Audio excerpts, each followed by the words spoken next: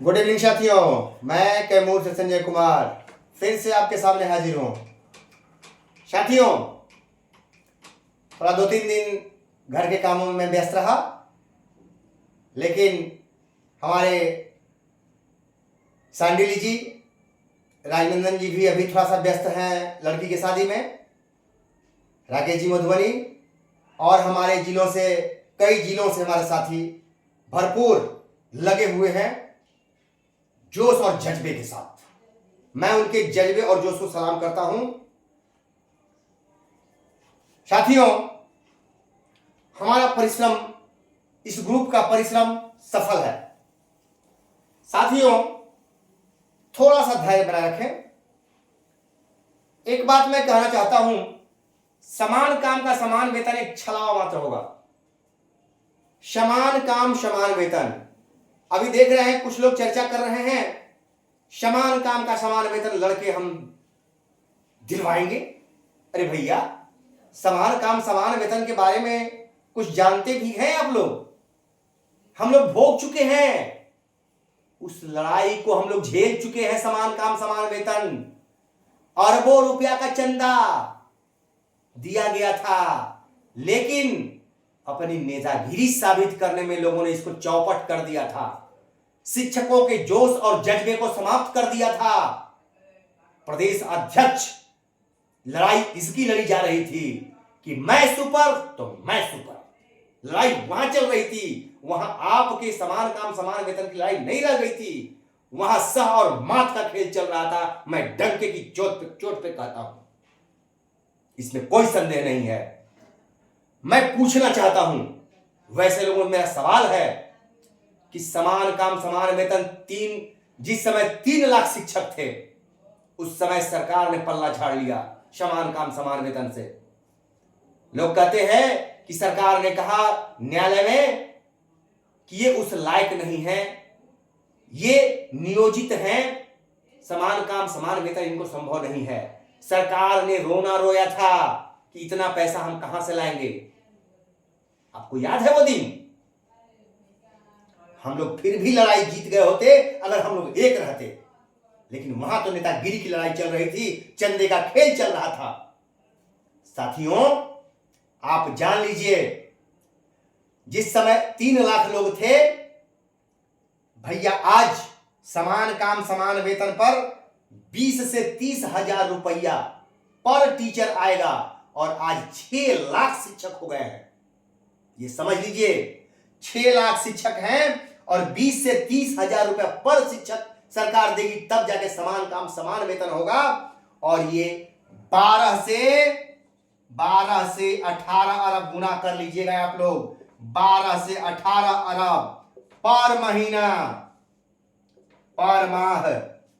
12 से 18 महीना पर माह, हर महीने सरकार देगी, तब समान काम समान वेतन मिलेगा। जो सरकार हमको 1 से 2 हजार नहीं बढ़ा पा रही है, हम 12 वर्षों से प्रमोशन के लिए लड़ रहे हैं, जो 2 से 3 हजार रुपया बढ़ोतरी होगा। भैया, वो सरकार उलझाए हुए है। और वहां आप समान काम समान वेतन की बात करें, जहां 20 से 30 हजार रुपया पर शिक्षक देना है, वहां आप बात कर रहे हैं जहां 6 लाख शिक्षक हो चुके हैं। क्यों झांसे में रख रहे हैं? क्यों लोगों को स्वप्न दिखा रहे हैं?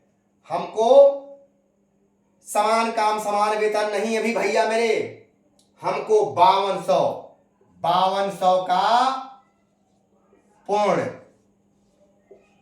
5200 का पूर्ण स्केल चाहिए। हमको ये दिलवा दीजिए ना मेरे भाई।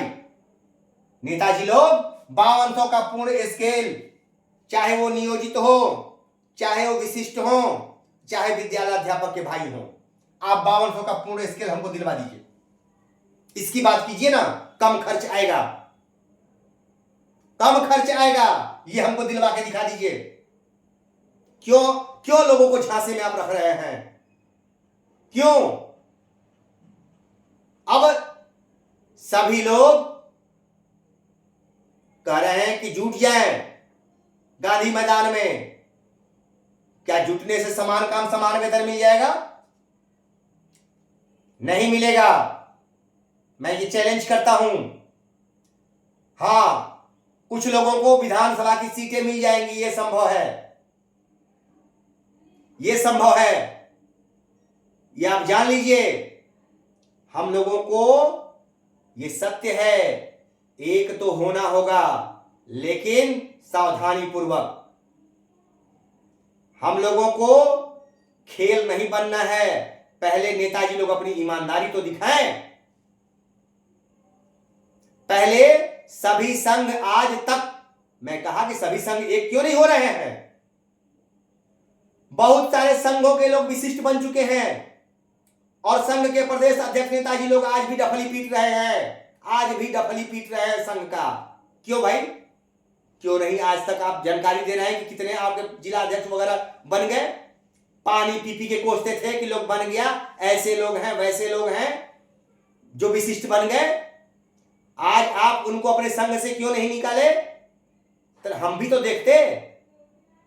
तो आप सोच रहे हैं कि इधर भी हमारा संघ कायम रहे, नियोजित भी रहे और विशिष्ट जो बन गए वो भी रहे, ताकि हमको दिक्कत ना हो, हमारा पद न जाने पाए। यहां खेल चल रहा है। मैंने कहा कि मैं किसी का विरोधी नहीं हूं। विशिष्ट भाई समूह बनाएं, संघ का खेल खत्म करें। विद्यालय अध्यापक भाई समूह के रूप में गुरिल्ला युद्ध लड़िए। अभी गुरिल्ला युद्ध का समय है। संघ में आप चले जाएंगे, अभी फिर से वही खेल। प्रदेश अध्यक्ष समान काम समान वेतन के नाम पे चंदा उगाही, फिर से खेल शुरू होगा। सावधान रहिए। आप मंथन और अध्ययन कीजिए। मैंने जो कहा, सरकार ने 25,000, 28,000, 31-32 का आपका वेतन बना दिया। ये 5200 का स्केल छीन लिया गया है आपसे। इसके लिए लड़िए। आप नेताजी लोगों से कहिए कि ये 5200 का हमको पुराना स्केल दिलवा दीजिए। जो नियोजित थे और छीन लिया गया है वो हमको दिलवा दीजिए ना मेरे भाई। आप इसकी बात कीजिए, जो बहुत दूर नहीं है, वो मामूली देने से आपका पूरा हो जाएगा और 8वां वेतन का रास्ता भी आपका साफ हो जाएगा। कोई समस्या नहीं रहेगी। वो दिलवा दीजिए, उसके लिए लड़ाई लड़िए। समान काम समान वेतन हमको अभी वो चांद वाली बात मत दिखाइए, ठीक है? अभी दूर है। ये पूरा आप दिलवा देंगे तो वो हम ले लेंगे। पहले ये तो दिलवाइए। पहले पूर्व राज्य कर्मी के रूप में तो आप आ जाइए, तब समान काम समान वेतन की बात कीजिएगा। आप सोच लीजिए, क्या ओपीएस आज तक सरकार देने के लिए तैयार है? जो 4 में समाप्त कर दिया गया।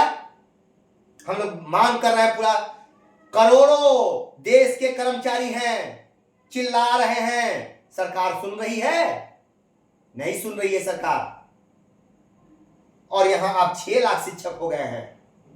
सरकार यहां देखती है कितना रुपया देना पड़ेगा। जो सरकार 1,000, 2,000 नहीं दे पा रही है, 3,000 नहीं दे पा रही है, वो आप उम्मीद लगा के बैठे हैं कि 20 से 30,000 महीना बढ़ा देगी आपका। किस दुनिया में जी रहे हैं? 8वां वेतन लागू होगा, उसमें 30 से 40,000 रुपया आपको देना पड़ेगा। 40,000 रुपया तक एक आदमी पे खर्च आएगा। कैसे दे देगी सरकार?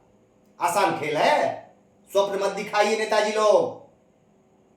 नेताजी लोग, हमको आप लोगों से आग्रह है, सावधान हो जाइए। अभी भी शिक्षक बंधुओं, मैं हमेशा सावधान करता रहा हूं, करता रहूंगा, ये जान लीजिए।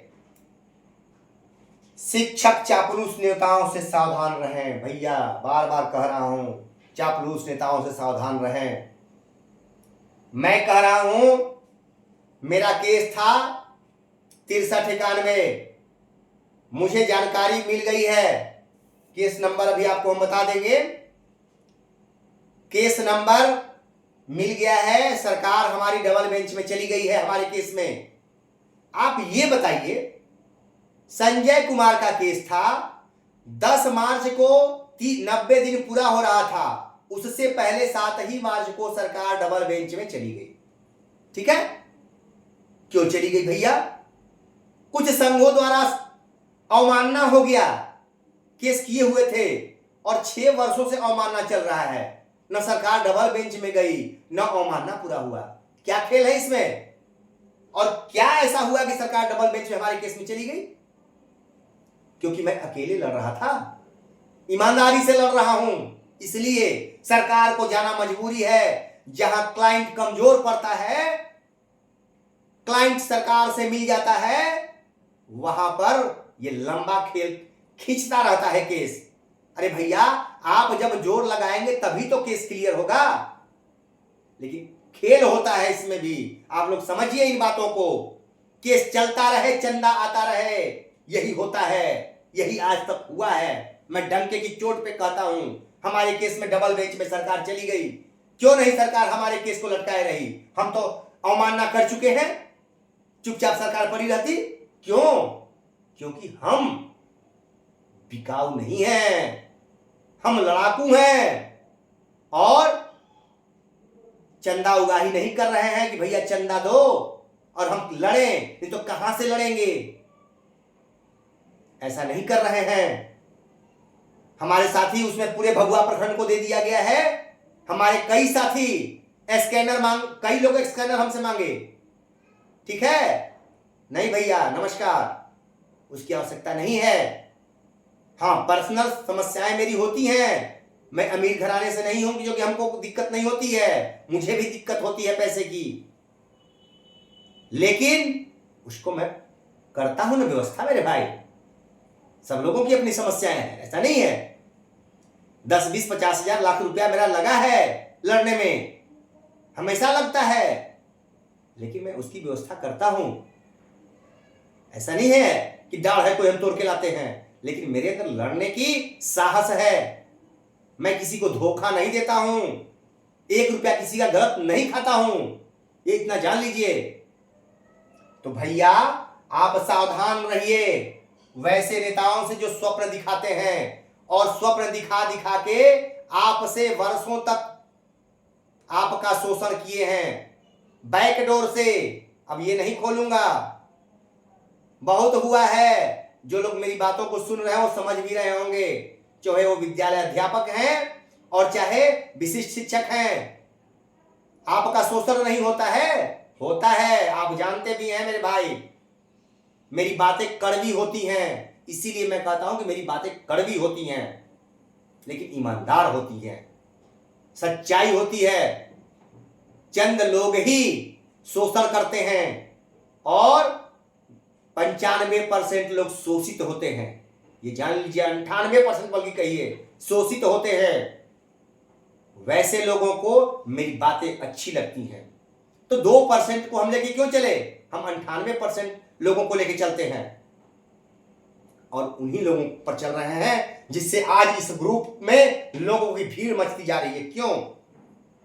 हमसे विशिष्ट भाई भी बात करते हैं और विद्यालय अध्यापक के भाई भी हमसे बात करते हैं।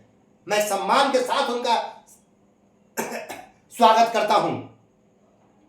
भैया, हम किसी शिक्षक के दुश्मन नहीं हैं, लेकिन मैं सरकार की एक एक चाल को समझता हूं, एक एक चाल को मैं समझता हूं।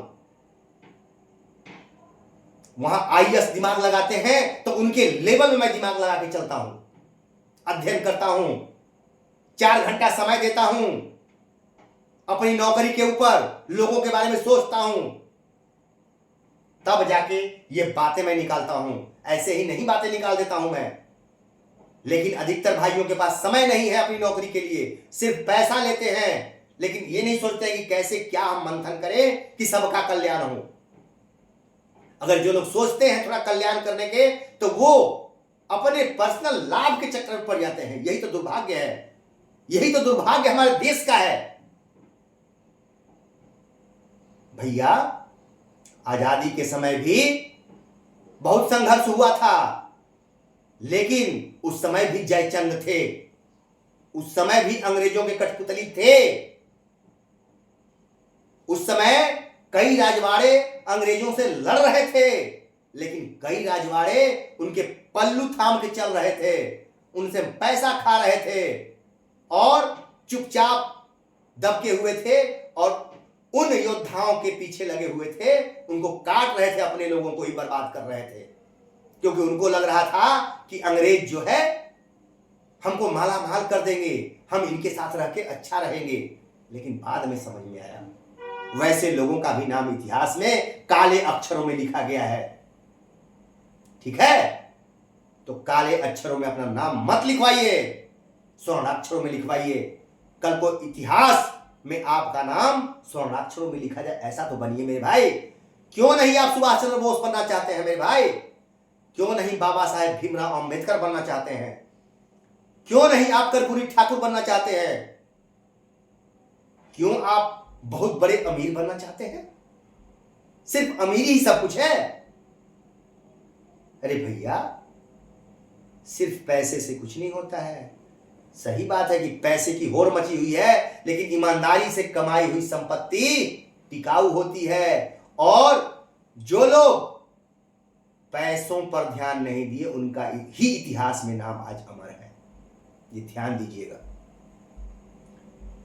जो लोग लोभ और मोह में पड़े, उनका नाम इतिहास में नहीं है, उनका ही नाम काले अध्याय में लिखा गया है। तो आप काला अध्याय नहीं बनिए, ईमानदार बनिए। मेरा यही प्रयास है और मैं इस लड़ाई को अंजाम तक पहुंचाऊंगा, ये भरोसा रखिए। हम लोग प्रमोशन पे मैं निगाह बनाए हुआ हूं। जो हमारा 5200 से लेके सारी लाभ है, पहले हम ये लेंगे, उसके बाद हम लड़ाई लड़ेंगे, जबरदस्त लड़ाई लड़ेंगे। ऐसा नहीं लड़ाई लड़ेंगे नहीं, लेकिन पहले जो है दीपावली में उसको तो ले लें, फिर लड़ाई लड़ेंगे। साथियों, घबराइए नहीं, थोड़ा सा धैर्य रखिए। नमस्कार।